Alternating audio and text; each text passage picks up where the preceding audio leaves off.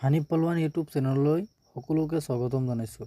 Hello' বন্ধুসকল, আপোনালোকে যদি পুলিচ ভেৰিফিকেশ্যন চাৰ্টিফিকেটৰ কাৰণে অনলাইন এপ্লাই কৰিছে বা কৰা নাই, যদি কৰা নাই তেনেহ'লে মোৰ ডেছক্ৰিপশ্যনত লিংক আছে, আপোনালোকে গৈ এপ্লাই কৰিব পাৰিব।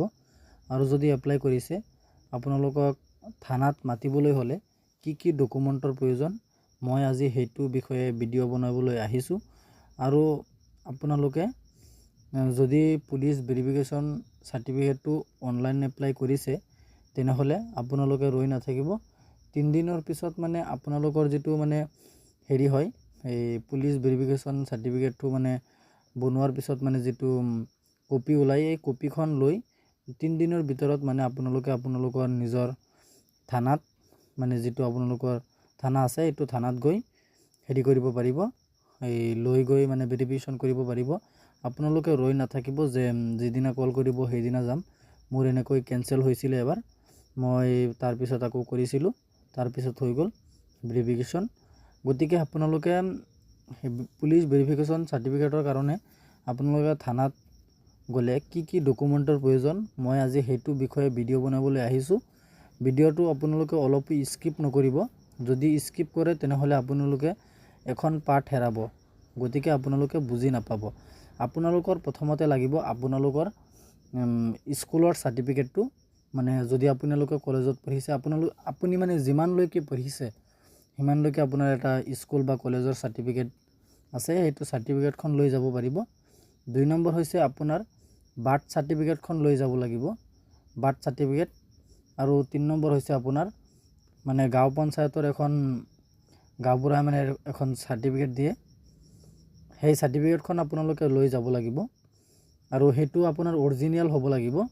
তাৰপিছত আপোনালোকৰ 2000 আজি এতিয়া 25 চলি আছে, মই ভিডিঅ' বনাইছোঁ 25 চলি আছে। আপোনালোকৰ 1970 চনৰ পিছৰ পৰা 2000 আজি 25 লৈ চলি আছে। আজি 1970 চনৰ পিছৰ পৰা আপোনালোকৰ ভোটাৰ লিষ্টত নাম থকা ভোটাৰ লিষ্টখন আপোনালোকে ওলাই লৈ যাব বা জেৰেক্স কৰি আপোনালোকে লৈ যাব পাৰে। আৰু আপোনালোকৰ পেন কাৰ্ড বা আধাৰ কাৰ্ড বা ভোটাৰ ID এইবোৰ লৈ গ'লেই হ'ল। তাৰপিছত আপোনালোকক যি নথি পত্ৰ মই কৈ দিছোঁ আপোনালোকে এইখিনি লৈ যাব। লৈ যোৱাৰ পিছত আপোনালোকে থানাত যাব, এপ্লাই কৰাৰ 3 দিনৰ ভিতৰত যাব লাগিব, নহ'লে আপোনাৰ এইটো ৰিটাৰ্ণ হৈ যাব, কেঞ্চেল বুলি দেখুৱাব। তাৰপিছত আপোনালোকে তাত গৈ ভেৰিফিকেশ্যন কৰাৰ পিছত আপোনালোকক DSP অফিচত মাতিব। তাত আপোনালোকে মই যিখিনি কৈছোঁ PAN card, Aadhaar card, voter ID, birth certificate আৰু ইয়াৰ লগতে 2খন বস্তু লৈ যাব লাগিব, যিটো আপোনাৰ NRCৰ ফাইনেল কপি আছে এইটো লৈ যাব, আৰু লগতে মাটিৰ পট্টা যদি থাকে তেনেহ'লে আপোনালোকে লৈ যাব, বহুত ভাল হ'ব। আৰু গাঁওবুঢ়া চাৰ্টিফিকেট মই যিখিনি কৈ দিছিলোঁ এই 2খনৰ এইখিনিৰ লগত মাত্ৰ 2খন আৰু যোগ কৰিব, মাটিৰ পট্টা আৰু গাঁওবুঢ়া চাৰ্টিফিকেটখন, এই 2খন অৰিজিনেল হ'ব লাগিব। আপোনালোকে লৈ যাব, লৈ যোৱাৰ পিছত DSP অফিচত মাতিব। আপোনালোকে এইখিনি ভেৰিফিকেশ্যন কৰি আহি ঘৰত বহি থাকিব। মিনিমাম 10 দিনমানৰ ভিতৰত আপোনালোকৰ পুলিচ ভেৰিফিকেশ্যন চাৰ্টিফিকেটটো ওলাই পৰিব।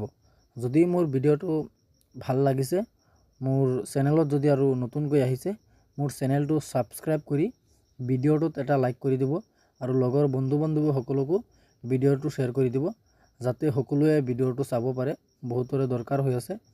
ধন্যবাদ থাকিল সকলোলৈ।